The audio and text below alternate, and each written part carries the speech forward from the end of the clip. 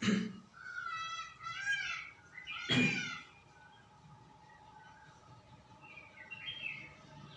बच्चों, एक एक क्लासिक में आपका स्वागत है। तो आज का वीडियो हम स्टार्ट करते हैं। वास्तविक संख्या प्रश्नावली 1.2 चल रहा था, तो उसको देखते हैं। ठीक है, कुछ क्वेश्चन कल बताए गए थे, तो पिछला वीडियो आप जाके देख लीजिएगा।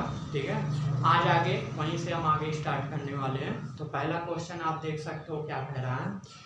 कह रहा है कि आपका जांच कीजिए कि क्या किसी प्राकृतिक संख्या n के लिए, प्राकृतिक संख्या क्या होता है बताया गया आपको, n के लिए 6 की पावर n जो होगा उस शून्य पर समाप्त होगा। ये चीज हमको जांच करके बताना है। ठीक है बच्चों, तो चेक करके बताना है क्या 6 की पावर n जो होगा वो शून्य पर समाप्त होगा। तो चलिए चेक करते हैं। इसके लिए आपको पीछे भी एक क्वेश्चन बताया गया था, अगर वो आपके दिमाग में होगा, ध्यान में होगा, तो आप इसको आराम से हल कर सकते हो। बताया गया था सिद्ध कीजिए या जांच कीजिए क्या 4 की पावर जो n होगा वो शून्य पर समाप्त होगा। तो वहां आपको प्रूफ करके बताया गया था कि इस तरह 4 की पावर n जो हो सकता है वो शून्य पर समाप्त नहीं हो सकता। उसी तरह इसको भी हम प्रूफ करेंगे 6 की पावर n भी जो होगा वो शून्य पर समाप्त होगा कि नहीं होगा। ठीक है, चलिए उठाते हैं। आपको बताया गया था 4 की पावर n वाले क्वेश्चन में कि आपका शून्य पर यदि कोई संख्या समाप्त होगी तो पक्का है कि किससे डिवाइड होगी, पूरी तरह से किससे कट जाएगी, 5 से। तो अगर ये भी शून्य पे समाप्त होगा, ये भी पूरी तरह से 5 से क्या होगा, कटना चाहिए। ठीक है, चलिए चेक करते हैं। तो 6 की पावर n इसको लिख सकते हो आप 2 गुणे 3 और पूरे पावर n था 10। अरे ये क्या चीज लिखा गया, ये 6 ही तो है, 2 3 6 और इसकी पावर क्या था n। ठीक है, पूरे 6 की पावर n था, 6 की पावर हम n लगाए हैं। इसको अगर हम अलग करके देखते हैं, 2 की पावर n आ गया गुणे 3 की पावर क्या प्राप्त हो गया, n प्राप्त हो गया। क्या यहाँ कहीं भी 6 के मल्टीपल में 5 दिखा है आपको? नहीं, 5 नहीं दिखा, या 5 का कोई भी गुणनखंड यहाँ नहीं दिखा, या 5 के पहाड़े में कोई भी ऐसी संख्या यहाँ नहीं है जो 5 के पहाड़े में आती हो। अर्थात यहाँ कोई ऐसी संख्या नहीं दिख रही है जो 5 से क्या होगी, कट जाएगी। 2 की पावर n है, n की वैल्यू आप कुछ भी पुट करिए 2 की पावर कुछ भी रख डालिए, जो 2 की पावर आप रख के चेक करोगे कुछ भी आएगा, वो 5 से कभी नहीं कटेगा। 3 की पावर कुछ भी रख डालिए, जो भी प्राप्त होगा, 3 की पावर 1 करके देख लीजिए, 2 करके देख लीजिए 9 आएगा, 3 करके देखोगे 27 आएगा, वो भी 5 से कभी नहीं कटने वाला है। और ना ही इन दोनों का आपस में गुणा कर दोगे 5 से कटेगा। अर्थात हम कह सकते हैं इसके गुणे में कहीं 5 नहीं नजर आ रहा है, या इसके आपका ये जो है 5 से नहीं कट रहा है, तो ये भी 6 की पावर n भी जो होगा ये 5 से डिवाइड नहीं होगा। अगर ये 5 से नहीं कट रहा है तो आपका ये शून्य पर समाप्त नहीं होगा। ठीक है, ये आंसर हो जाएगा आपका। तो आप लिखोगे चूंकि 6 की पावर n 5 से विभाजित नहीं हो सकता,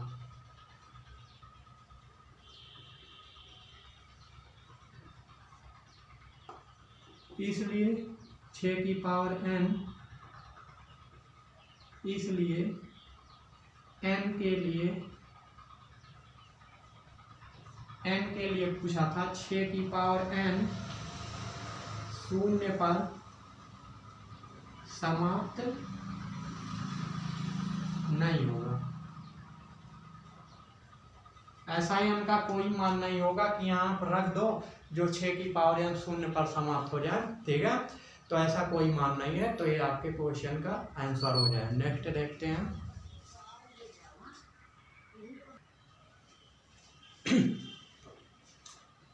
चलिए नेक्स्ट क्वेश्चन देखते हैं। छठा नंबर क्या कह रहा है।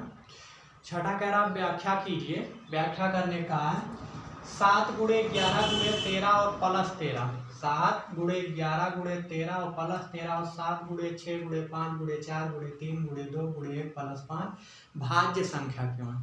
तो भाज्य संख्या पीछे आपको बता दिया गया है, भूल गया हो तो एक बार वीडियो फिर से देखिएगा पीछे वाला। ठीक है, नहीं तो इसको शुरू करते हैं। भाज्य आपको बताया गया वे संख्याएं जो एक स्वयं को छोड़कर किसी अन्य से भी विभाजित हो जाती हैं। अभाज्य जो एक और स्वयं से केवल विभाजित होती है, इस तरह का कुछ आपको बताया गया था। ठीक है, चलिए देखते हैं, उसको फिर से देख लीजिएगा।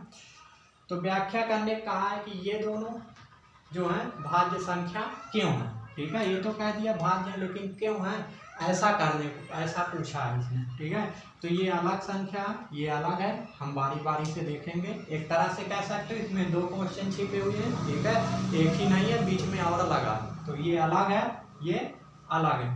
तो देखते हैं, पहला आपका लिखा है 7 गुणे 11 गुणे 13 और प्लस 13 को गुणे कुछ नहीं है, एक भी लिख सकते हो आप। ठीक, कहीं प्रॉब्लम 13 करने क्या आएगा, 13 ही आएगा। तो आप देख सकते हो इन दोनों में कुछ कॉमन, तो कहोगे हाँ 13। तो यहाँ बचा क्या 7 गुणे 11 और प्लस यहाँ बच जाएगा आपका 8। ठीक, तो ये 11 सत्ते 77 है 78, और ब्रैकेट के पहले तो गुणे का चिन्ह होता ही है। ठीक, यानी आगे आपका 13 गुणे 78 प्राप्त हो गया। आप देख सकते हो ये जो संख्या है 13 से भी कटेगा, 78 से भी कटेगा और 1 से भी कटेगा। यानी 1 से भी कट रहा है, स्वयं से भी कट रहा है और किसी से भी कट जा रहा है। और देख सकते हो 2 से भी कटेगा, 3 से भी कटेगा। ठीक है, तो और किसी से भी कट जा रहे हैं, इसलिए इसको हम क्या कहेंगे, इसको हम भाज्य। अब चूंकि लिखोगे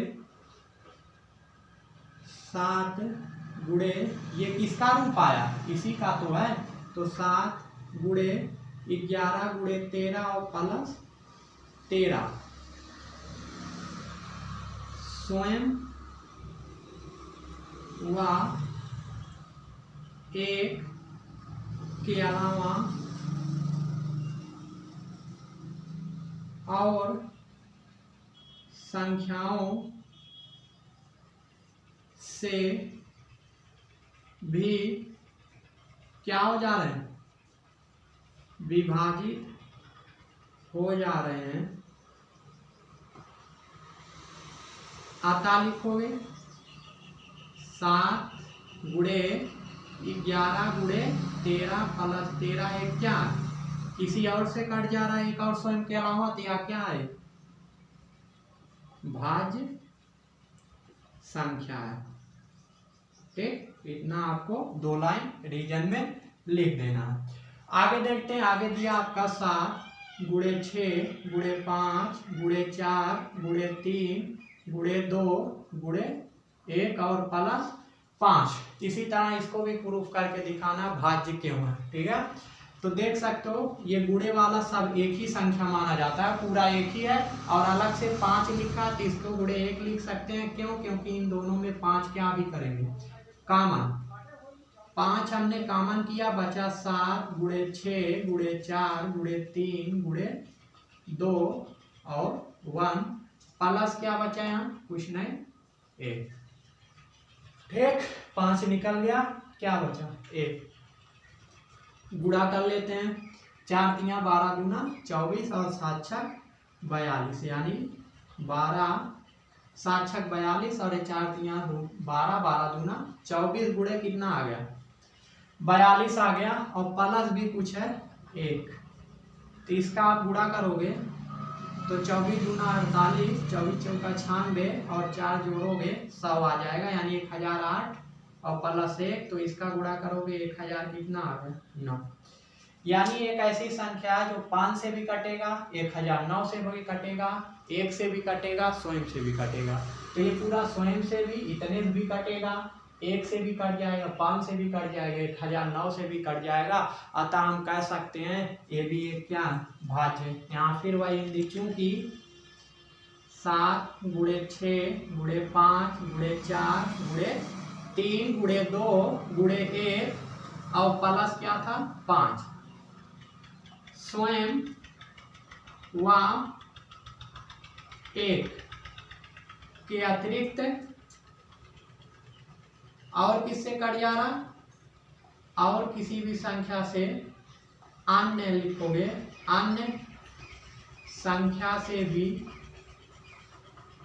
विभाजित हो जा रहा है, इसलिए 5 गुणे 1009 या लिखोगे 7 गुणे 6 गुणे 5 4 3 2 1 प्लस 5 1 क्या भाज्य संख्या है। ठीक है, ये बहुत ही आसान तरीके से आपको सिद्ध करके दिखा दिया गया किस तरह ये और ये क्या है भाज्य संख्याएं। ठीक है, यही दर्शाने को कहा, यही व्याख्या करने को कहा भी था कि व्याख्या कीजिए ये चीज और ये चीज दोनों अलग अलग हैं, ये भाज्य संख्याएं। ठीक है, तो क्वेश्चन का आंसर यहीं पर समाप्त होता है, इसको नोट कर लीजिएगा। ठीक है, पूरी तरह से एक बार फिर से देख लीजिएगा। अगला क्वेश्चन 7वां लास्ट जो पर्सनली 1.2 का लास्ट क्वेश्चन 7वां है उसको देखते हैं। ठीक है, उसको डिस्कस करते हैं। चलिए बच्चों 7वां नंबर क्वेश्चन देखते हैं। 7वां कह रहा है 2 लड़के हैं, एक रवि है एक मोहन सुहान जो भी है, दोनों कह रहा है कि आपका एक जाता है किसी स्थान तक, मान लीजिए ए से बी तक जाता है तो उसको 18 मिनट लगता है।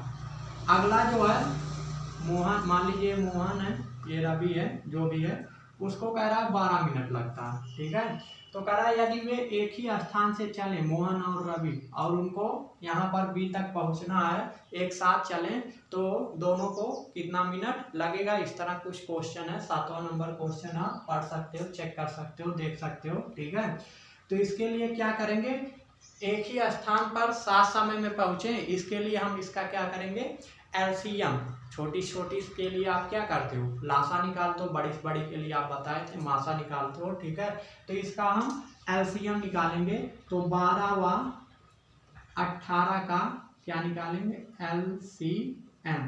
ठीक, कैसे निकालेंगे चलिए देखते हैं। तो 12 को आप डिवाइड करोगे तो 2 छक 12, 2 तियाँ 6 और 3 एकन्ने 3 हो जाएगा।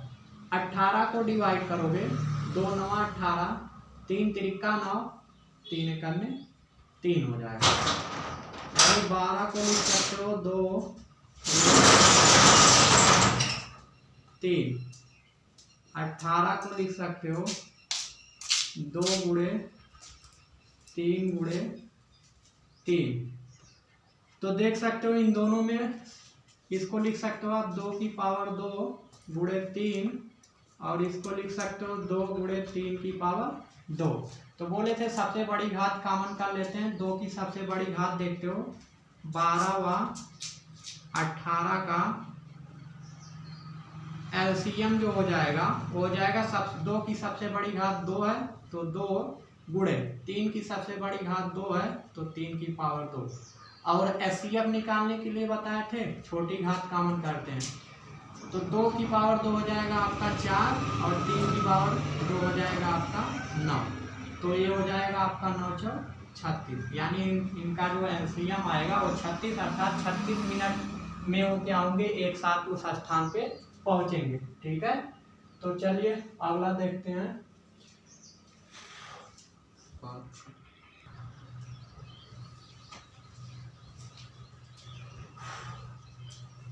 चलिए पर्सनालिटी 1.3 देखते हैं।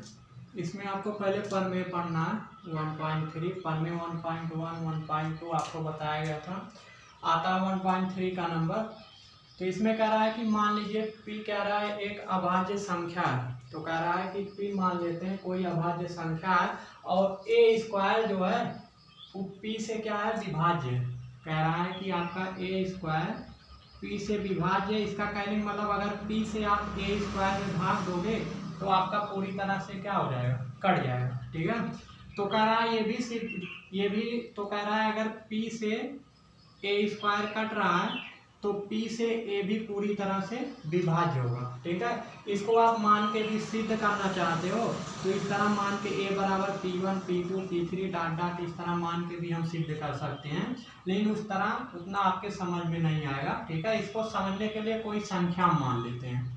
मान लेते हैं पी एक कह रहा है अभाज्य संख्या ये तो दिया है, अगर कह रहा पी ए स्क्वायर को विभाजित करता है, हम मान लेते हैं कि आपका ए स्क्वायर कोई भी वर्ग संख्या ले सकते हो आप, जैसे आप 16 ले सकते हो, 16 जानते हो 4 का वर्ग है, या 25 ले सकते हो, 36 ले सकते हो, कुछ भी जो वर्ग के रूप में हो। ठीक है, अगर 16 लेते हैं, 16 को लिख सकते हैं हम क्या, 4 गुणे 4। तो ये 16 जो है आप जानते हो किसका वर्ग है, 4 का वर्ग है। ठीक है, तो 16 को लिख सकते हो 4 का वर्ग, या इसी चीज को हम लिख सकते हैं 4 गुणे 4। ठीक है, तो ये आपका a स्क्वायर है और ये है आपका p।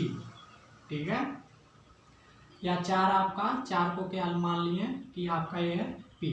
ठीक है, तो कह रहा है अगर a स्क्वायर जो है, जहाँ a के स्थान पे आप देख सकते हो 4 है। ठीक है, ये a है और ये आपका p है। a जो है आपका 4 है और p भी आपका 4 है। कह रहा है अगर एक p से a स्क्वायर कटेगा, a स्क्वायर मतलब 4 का वर्ग 16, p मतलब 4 से अगर 16 कट रहा है तो कह रहा है कि आपका अगर a का वर्ग p से कट रहा है तो a भी p से कटेगा, अर्थात 4 का वर्ग 4 से कट रहा है तो 4 भी 4 से क्या होगा, कटेगा। कहने का मतलब ये वर्ग कट रहा है तो वर्गमूल भी कटेगा। कहने का तात्पर्य जैसे हम कहते हैं 25 जो है 5 से कटेगा, अर्थात जो 5 का वर्ग है 5 से कटेगा, ये आप भी जानते हो। अगर 5 का वर्ग 5 से कट रहा है तो 5 भी 5 से क्या होगा, कटेगा। ठीक है, या 9 ले लो, 9 आप जानते हो किसका वर्ग है, 3 का वर्ग है। 3 का वर्ग किससे किससे कटेगा, 1 से कटेगा या फिर 3 से कटेगा, अर्थात 9 जो है वो आपका 1 से कटेगा या 3 से कटेगा। अगर 3 का वर्ग 3 से कट रहा है तो इसका वर्गमूल अर्थात 9 का वर्गमूल क्या होगा, 3। 3 भी 3 से क्या होगा, कटेगा। आप काट के पूरी तरह से चेक कर सकते हो, कोई भी संख्या आप ले सकते हो। 36 ले लीजिए, 36 क्या होगा आपका 6 से कटेगा, और 36 किसका वर्ग है, 6 का वर्ग ही है। अगर 36 6 से कट रहा है तो 36 का वर्गमूल जो 6 होगा ये भी 6 से क्या होगा, कटेगा। ठीक है, तो अगर वर्ग जो है p से कट रहा है तो वर्गमूल भी p से कटना चाहिए। ठीक है, इसके कहने का मतलब ये है। ठीक है, 15 का वर्ग आप जानते हो क्या होगा, 225। 225 जो होगा वो आपका 5 से भी कटेगा 3 से भी कटेगा। मान लीजिए हम कह रहे हैं 5 से कटेगा, हम कह रहे हैं 15 का वर्ग जो है ये 5 से कटेगा, ये 15 का वर्ग 225 जो है ये 5 से कटेगा, तो 15 भी है जो है ये भी क्या होगा, 5 से कटेगा। या ये देख सकते हो 3 से भी कटेगा, 225 जो है यानी 15 का वर्ग जो 225 है, ऐसे लिख सकते हो 15 का वर्ग बराबर होता है 225। 5 से भी कटेगा 3 से भी कटेगा। ठीक है, तो ये हम कहेंगे 3 से कट जाएगा, भाग दोगे 3 7 21, 3 बचे 15। तो वर्ग अगर 3 से कट रहा है तो 225 का जो वर्गमूल होगा अर्थात 15 जो होगा ये भी 3 से क्या होगा, कटेगा। 3 बचे 15 और पूरी तरह से कटेगा, दशमलव नहीं जाएगा। ठीक है, तो अगर कोई भी संख्या का वर्ग किसी संख्या से कट रहा है तो उसका वर्गमूल भी उसी संख्या से कटेगा, इसका कहने का मतलब ये है। ठीक है, तो इस तरह आप देख सकते हो 16 का वर्ग आप जानते हो 256 होता है। ठीक है, तो जो 256 जो है आप जानते हो 16 भी कटेगा या फिर आपका 4 से भी कटेगा, 2 से भी कटेगा। अगर 216 का वर्ग अर्थात 256 ये 4 से कट रहा है तो इसका वर्गमूल अर्थात 16 भी 4 से क्या होगा, कटेगा। 4 4 16। ठीक है, और ये तो कटेगा ही, 4 6 24, 1 गया 16, 4 4 16। ठीक है, तो यानी कहने का मतलब अगर वर्ग किसी संख्या p से कट रहा है तो वर्गमूल भी उस संख्या p से काटेगा। ठीक है, इस तरह हम मान के आपको चेक करके दिखाए हैं और मान के भी प्रूफ किया जा सकता है। a बराबर p1 p2 इस तरह आपके बुक में मान के प्रूफ किया होगा, उस तरह प्रूफ कर सकते हो। लेकिन यहाँ प्रूफ करने को नहीं कहा था, सिर्फ ये आपको बताना था कि अगर कोई किसी संख्या का वर्ग p से कट रहा है, p q किसी से भी कट रहा है तो उसका वर्गमूल यानी वर्ग था यहाँ घात, वहाँ घात 2 था, यहाँ घात 1 हो गया, तो ये भी क्या होगा उस p से कटेगा। ठीक है, तो ये चीज समझ में, ऐसे कोई भी उदाहरण देके आप चेक कर सकते हो। ठीक है, चलिए अगला देखते हैं क्वेश्चन इस पे कुछ आधारित।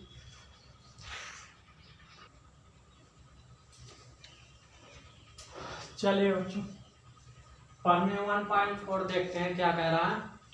कह रहा है कि दर्शाइए कि √2 जो है एक अपरिमेय संख्या है। 9th में आप पढ़े रहे होगे कि √2 जो होता है एक अपरिमेय संख्या है। हमको दिखाना है कि कैसे √2 जो है वो एक अपरिमेय संख्या है। ठीक है, तो हम प्रूफ करके यहाँ दिखाएंगे। तो इसके लिए मान लेते हैं हम यहाँ आपको मानना पड़ेगा इसका उल्टा, इसका प्रतिलोम हमको दिखाना अपर में, तो यहाँ हम उल्टा मान लेंगे। माना √2 जो है एक परमेय संख्या। अगर √2 परमेय संख्या आप माने हो तो आप जानते हो 9th में पढ़े रहे होगे कि परमेय संख्या क्या होता है, जिन्हें हम P/Q के रूप में या R/S के रूप में क्या कर सकते हैं, लिख सकते हैं। तो √2 यदि आप परमेय संख्या माने हो तो इसे आप R/S या किसी भी बटे के रूप में P/Q, Q/R के रूप में आप क्या कर सकते हो, डाल सकते हो, लिख सकते हो। यहाँ लिखोगे जहाँ ये काफी क्वेश्चन इंपॉर्टेंट है, इस पे ध्यान दीजिएगा, ध्यान से देखिएगा। जहाँ S ≠ क्या होगा, 0, अर्थात यह 0 के बराबर नहीं हो सकता। ये चीज आप 9th में भी पढ़े रहे होगे, ठीक है। तो अगर हम मान लिए कि √2 एक परमेय संख्या है, तो परमेय है तो इसको आप बटे के रूप में लिख सकते हो। मान लिए कि यार जैसे हम मान रहे हैं 10 आपका परमेय संख्या है, तो इसको आप ऐसे भी लिख सकते हो 20/2, काटोगे 2 दहाम 20, यही चीज आएगा, ठीक है। तो ऐसे इसको भी लिखे √2 एक परमेय संख्या, तो इसको R/S के रूप में हम क्या कर दिए, डाल दिए, ठीक है। अब आगे क्या करते हैं, मान लेते हैं R जो है ये भाज्य संख्याएं हैं। अगर मान लीजिए भाज्य है तो क्या होगा, ये दोनों कट जाएंगी। जैसे हम अभी लिखे थे, मान लीजिए 20/10 लिखे थे, तो ये भाज्य है ये दोनों, तो ये 5 से भी कट जाएगा, 10 से भी कट जाएगा, 2 से भी कट जाएगा, ठीक है। 4/2 आ गया, 5 से काटोगे तो उसी तरह ये भी कट कर कुछ ना कुछ आएगा। माना यहाँ लिखोगे क्या, माना R व S का स्वयं व 1 के अतिरिक्त अन्य गुणनखंड है। अन्य गुणनखंड है। अन्य गुणनखंड मतलब और किसी से भी कट जाएगा। और मान लीजिए हमने काटने के बाद इनको हमने काटा तो आ गया A/B। जैसे यहाँ इसको काटे थे 4/2 आ गया, 20/10 को काटे 4/2 आ गया। वैसे RS को हम किसी से काट दिए, मान लीजिए क्या आ गया, A/B हमको प्राप्त हो गया, ठीक है। अब क्या करते हैं, जहां लिखोगे, जहां A व B सभाज्य संख्या है,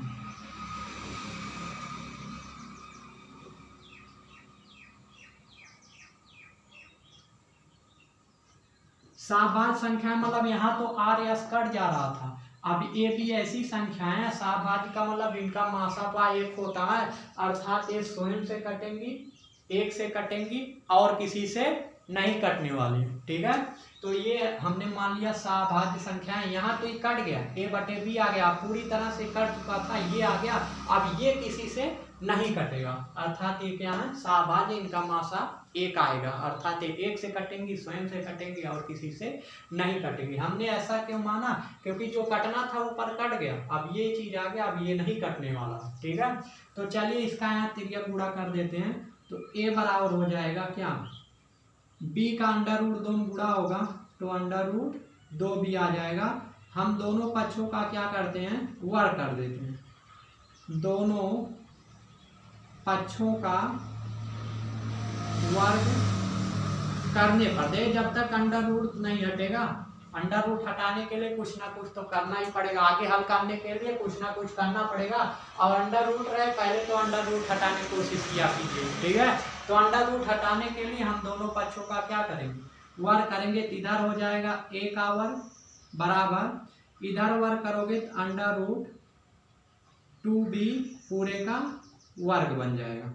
तो A का वर्ग बराबर आ जाएगा, ये वर्ग से कड़ी कैंसिल, यानी ऐसे वर्ग करोगे तो वर्ग आपका प्रत्येक के साथ बढ़ जाता, √2 का वर्ग गुणे B का वर्ग, वर्ग से कड़ी कैंसिल हो जाए, यानी A का वर्ग बराबर आ जाएगा 2B का वर्ग। चलिए ये चीज आ गया। आप देखिए आगे क्या करना है, आगे यहाँ देखते हैं। देखिए 2 इधर गुणे में इधर जाएगा भाग में। देख ए के वर्ग को ही तोड़कर लिखा गया 2 गुणे बी का वर्ग।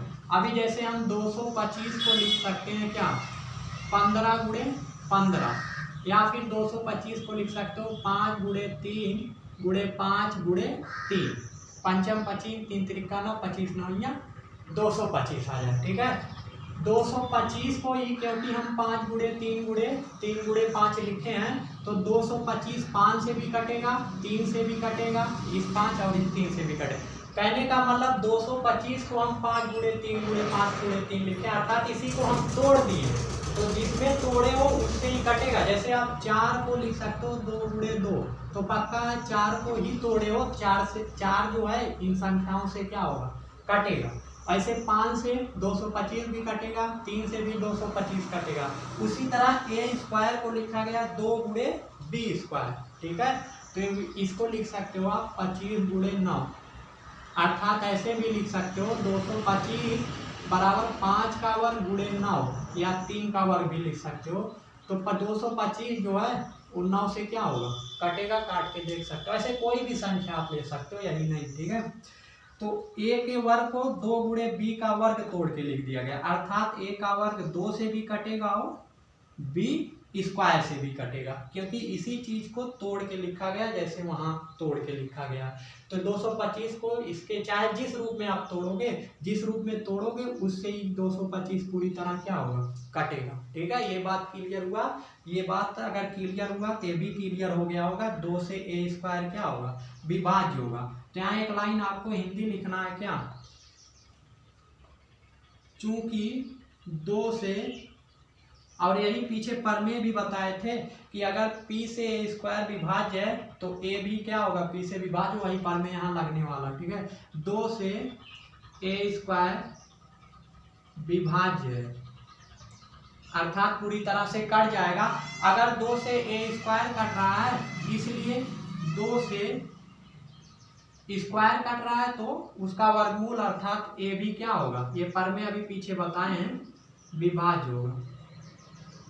कहने का मतलब 2 से अगर 16 कट रहा है, 2 से 16 क्या होगा कट जाएगा, 2 अट्ठे 16, तो 2 से 16 का वर्गमूल जो होगा क्या होगा 4। ठीक है, या 16 कह सकते हो 4 का वर्ग है, 4 भी 2 से क्या होगा कटेगा, 2 दूना 4। ठीक है, वही हाल यहाँ है, 2 से ए का वर्ग कट रहा है तो इसका वर्गमूल अर्थात ए भी 2 से क्या होगा कटेगा। मान लो यहाँ ए के स्थान पे 4 आएगा तो 2 से 4 का वर्ग अर्थात 16 कट रहा है तो ये 4 भी 2 से क्या होगा कटेगा। ठीक है, तो 2 से ए भी, ए का वर्ग विभाज्य हो रहा है, ए भी क्या होगा विभाज्य होगा। अगर 2 से ए कट रहा है अर्थात ए से हम 2 में भाग दिए तो कुछ आएगा, मानिए क्या आ गया सी आ गया। ठीक है, तो तिरिया गुणा कर लेते हैं, ए बराबर आ गया क्या 2c, दोनों पक्षों का फिर वर्ग कर देते हैं,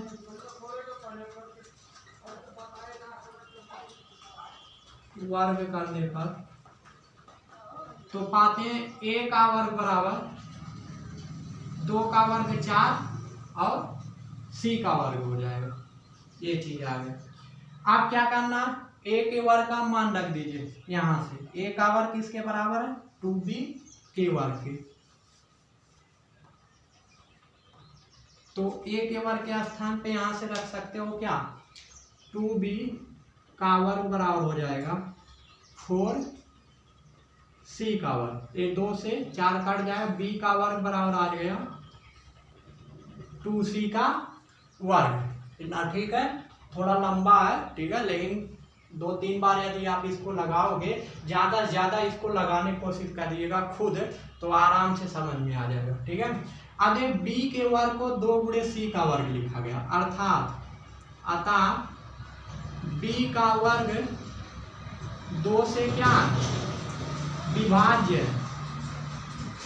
जिस तरह अभी अब हम ये दोबारा नहीं बताएंगे, जिस तरह अभी यहाँ हमने प्रूव किया कि a का वर्ग 2 से विभाज्य है, उसी तरह b का वर्ग भी 2 से क्या होगा, क्योंकि इसी को तोड़ के लिखा गया 2 से क्या होगा विभाज्य, इसलिए लिखोगे क्या b भी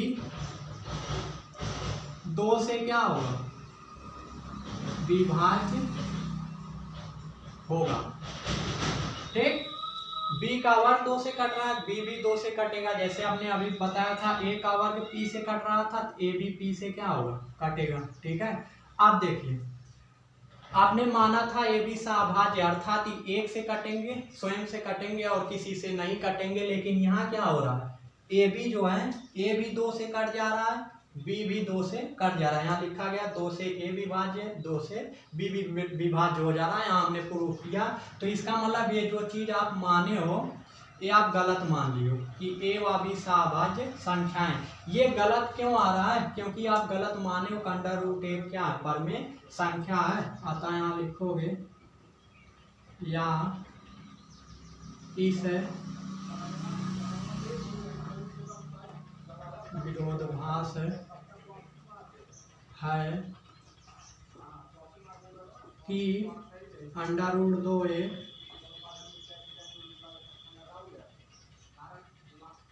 परमेय संख्या।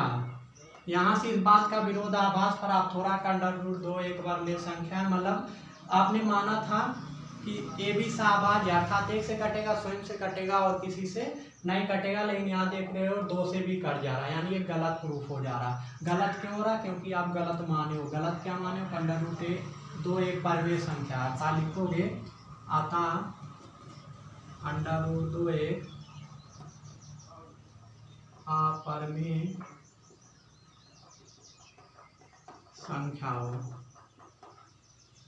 तो इस तरह प्रूफ हो चुका है, √2 जो होगा एक अपरमेय संख्या होगा। देख सकते हो, थोड़ा लंबा। ठीक है, एक बार फिर से देखिएगा, इसको 2-3 बार लगाने की कोशिश कीजिएगा। ठीक है, जाना है तो आप कॉल कर सकते हो। ठीक है, चलिए फिर मिलेंगे।